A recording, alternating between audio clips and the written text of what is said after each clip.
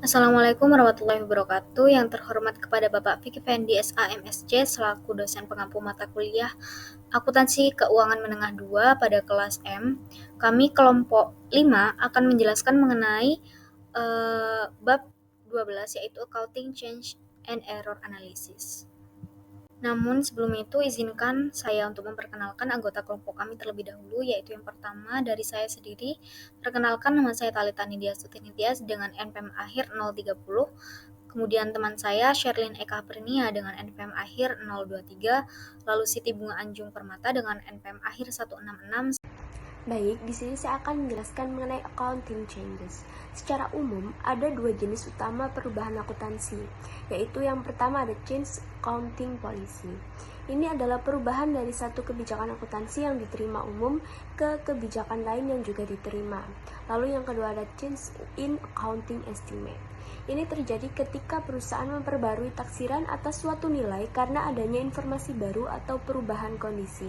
Nah, selain dua jenis tersebut, itu ada kategori lain yaitu error in financial statement.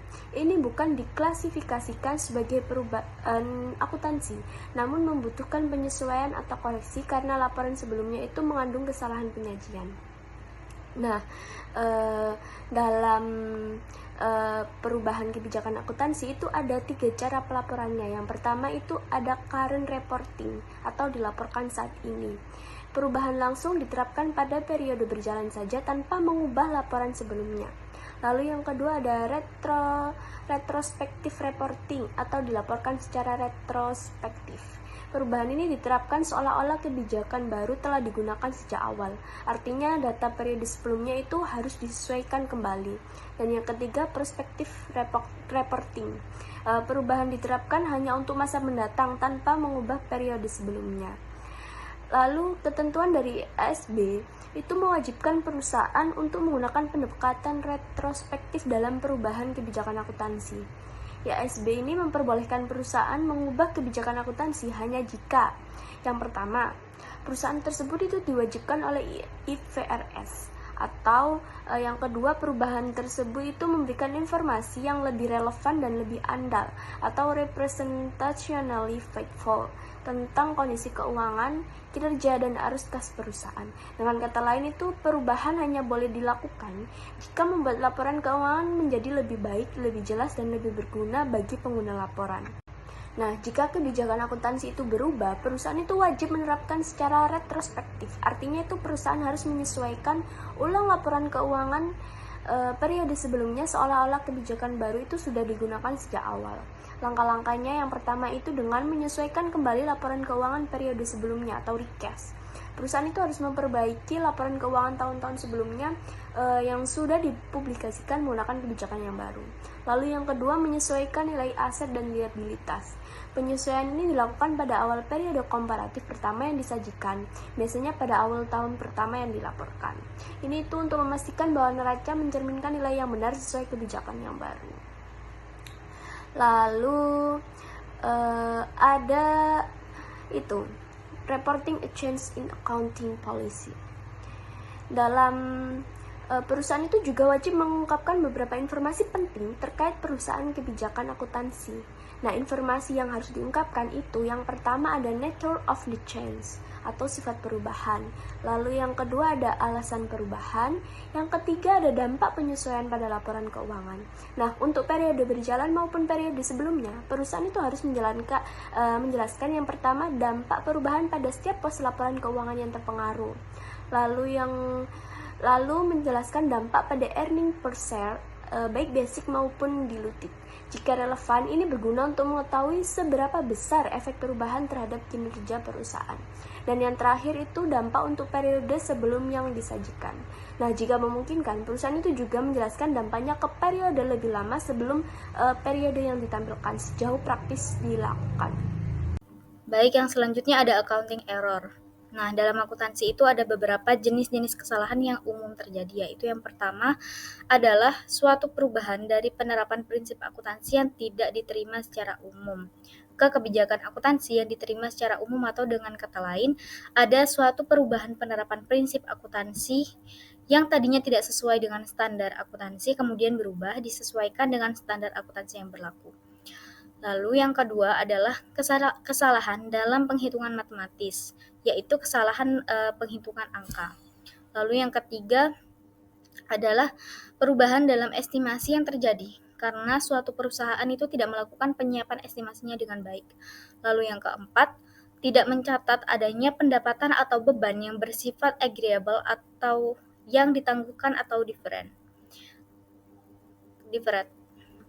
Kemudian yang kelima adalah salah di dalam menggunakan fakta yang ada sehingga terjadi kesalahan di dalam proses pencatatan akuntansinya. Lalu yang keenam adalah klasifikasi yang tidak tepat atas pencatatan biaya sebagai beban dan bukan sebagai aset atau sebaliknya. Nah, kita tahu bahwa untuk pencatatan biaya itu bisa dilakukan dengan pendekatan beban dan bisa juga dilakukan menggunakan pendekatan aset.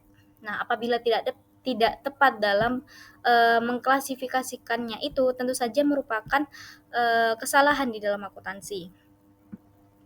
Lalu di sini itu disajikan satu daftar terkait dengan kategori akuntansi dan jenis penyajiannya kembali atau restatement. Nah, yang pertama itu terkait dengan pengakuan beban. Nah, jenis restatement-nya itu adalah mencatat beban atau jumlah yang salah pada periode terjadinya kesalahan. Lalu yang kedua ada pada pengakuan pendapatan. Nah, terdapat berbagai ketidaktepatan di dalam pengakuan pendapatan dan pendapatan yang belum jelas tapi sudah diakui atau sejumlah kesalahan lain yang menyebabkan terjadinya pendapatan yang salah.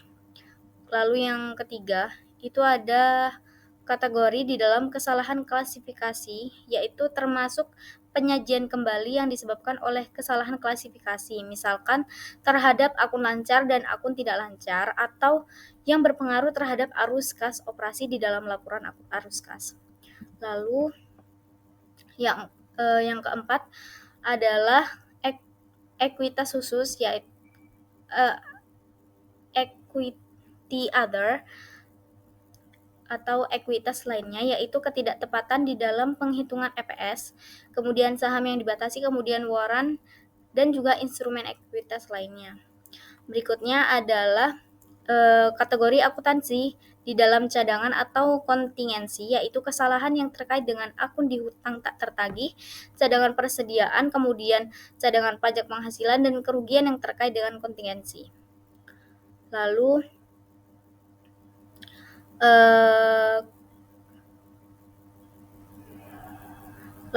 yang selanjutnya adalah kategori akuntansi terkait dengan aset jangka panjang, yaitu penurunan nilai aset pada BPA, property plant dan equipment, pada goodwill atau pada item lainnya yang terkait. Lalu yang selanjutnya itu kategori akuntansi untuk pajak, yaitu kesalahan-kesalahan yang terkait dengan perbaikan tarif, perlakuan liabilitas pajak yang tidak tepat, atau hal-hal lainnya yang terkait dengan perpajakan. Kemudian melanjutkan yang tadi, selanjutnya itu ada kategori ekuitas, khususnya terkait dengan other comprehensive income atau OCI, yaitu ketidaktepatan akuntansi untuk transaksi ekuitas penghasilan termasuk item terkait dengan valuta asing, falas, revaluasi aset tetap, kemudian untung rugi yang belum direalisasi pada investasi hutang, pada sekuritas ekuitas, maupun pada instrumen derivatif. Lalu selanjutnya kategori akuntansi untuk persediaan, yaitu penilaian harga pokok persediaan, penghitungan atau kuantitas, dan penyesuaian terhadap harga pokok penjualannya. Lalu untuk ekuitas share option, ketentuannya adalah jenis penyajian kembalinya adalah akuntansi yang tidak tepat atas penerapan opsi saham untuk karyawan. Dan yang lainnya adalah segala bentuk penyajian kembali yang belum tercantum di daftar di atas itu tadi, termasuk hal-hal yang berkaitan dengan ketidaktepatan akuntansi pada akuisisi dan merger. Nah, selanjutnya kesalahan dalam akuntansi ini. Jadi seluruh kesalahan yang bersifat material itu harus diperbaiki. Jadi karena itu adalah prinsip dasar. Jadi setiap kesalahan itu harus kita koreksi atau kita perbaiki, khususnya yang bersifat material atau yang memiliki dampak yang cukup signifikan terhadap laporan keuangan, termasuk dalam pengambilan keputusan yang berasal dari atau berdasarkan pada data-data yang tersaji di dalam laporan keuangan. Kemudian mencatat seluruh koreksi kesalahan tadi yang terjadi pada periode sebelumnya sebagai suatu penyesuaian terhadap saldo awal, saldo laba di periode berjalan. Artinya kalau kesalahannya itu merupakan kesalahan tahun-tahun yang lalu yang diketahui pada tahun ini, maka perbaikannya adalah membuat jurnal koreksi atau suatu penyesuaian yang mengarah kepada saldo laba, khususnya adalah saldo awal. Kemudian koreksi seperti ini itu disebut dengan penyesuaian periode sebelumnya atau istilahnya adalah prior period adjustment.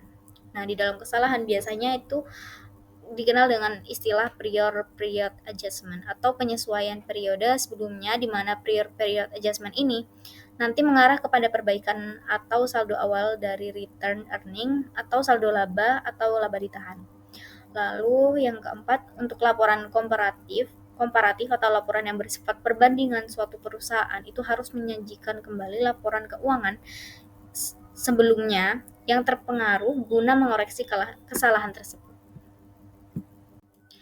Nah, yang selanjutnya ada error analysis. Apa sih error analysis itu? Error analysis itu adalah proses untuk mengidentifikasi, mengklasifikasi, dan memperbaiki kesalahan dalam laporan keuangan. Nah, perusahaan itu harus menjawab 3 hal penting, yaitu yang pertama, jenis kesalahannya itu apa. Lalu jurnal apa yang diperlukan untuk memperbaiki, dan bagaimana laporan keuangan itu harus disajikan kembali. Nah, jika ditemukan kesalahan, perusahaan melaporkannya sebagai penyesuaian periode lalu dan mengubah saldo awal retained earnings pada tahun berjalan. Lalu yang kedua ada Statement of Financial Position atau SFP errors. Jadi, Statement of Financial Error ini adalah kesalahan yang ada di neraca yang mempengaruhi aset, liabilitas, atau ekuitas. Nah, Statement of Financial Option ini ada current year's error, yaitu item aset, liabilitas, ekuitas itu cukup direklasifikasi ke posisi yang benar di neraca, serta previous year errors atau neraca tahun sebelumnya yang harus di-restate atau disajikan kembali. Selanjutnya ada income statement error. Jadi ini itu adalah kesalahan pada laporan laba rugi yang biasanya karena salah mengkelompokkan pendapatan atau beban. Nah, income statement error ini juga ada current year's error, yaitu kesalahan tahun berjalan yang cukup diklasifikasikan ulang ke akun yang benar, serta ada previous year errors atau kesalahan tahun sebelumnya.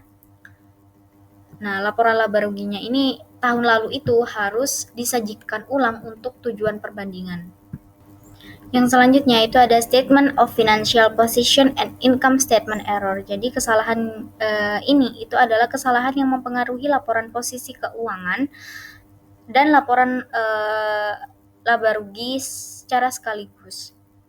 Nah, Statement of Financial Position and Income Statement Error ini diklasifikasikan menjadi dua jenis, yaitu counterbalancing error dan non-counterbalancing error yang selanjutnya akan dijelaskan oleh teman saya.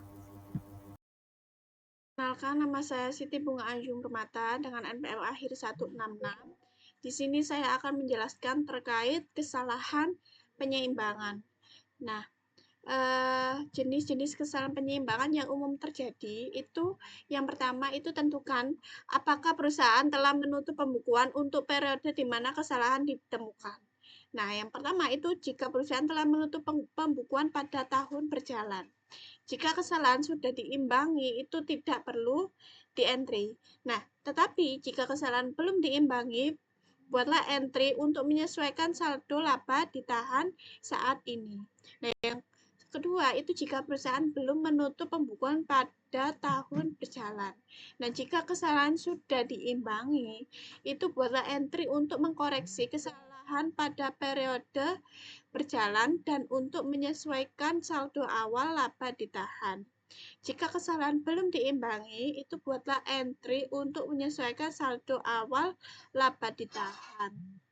Nah, yang kedua, jika perusahaan menyajikan laporan perbandingan, perusahaan harus menyajikan kembali jumlah tersebut untuk tujuan perbandingan. Penyajian kembali itu diperlukan meskipun entry jurnal koreksi tidak diperlukan.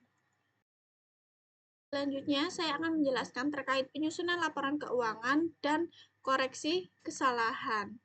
Nah, di sini ada lembar kerja Dickey Wool's Outlet. Nah, Dickey Wool's Outlet ini adalah gerai retail kecil di kota Holiday.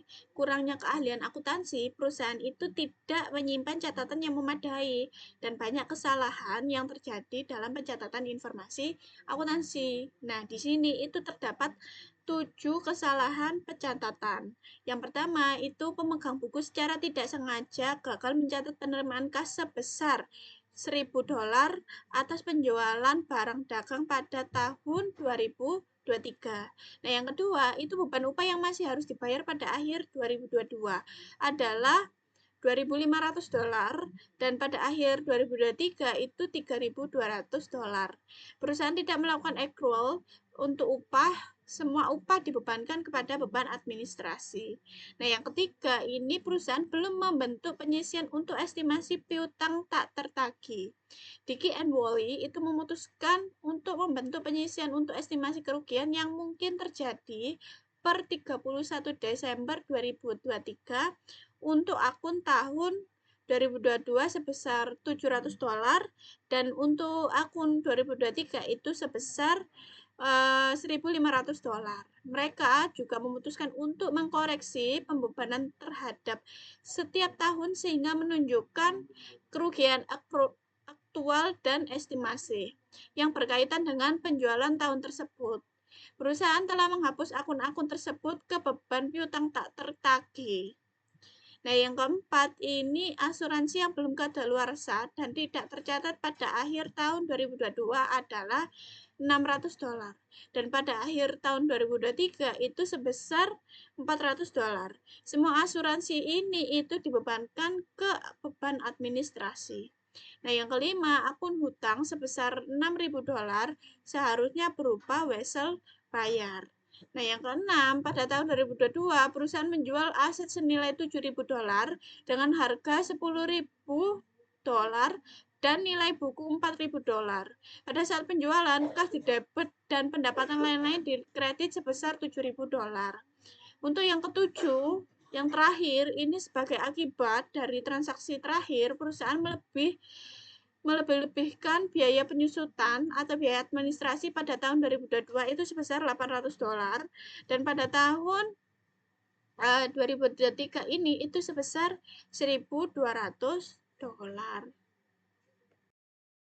Dapat kami sampaikan, kurang lebihnya mohon maaf. Saya akhiri. Wassalamualaikum warahmatullahi wabarakatuh.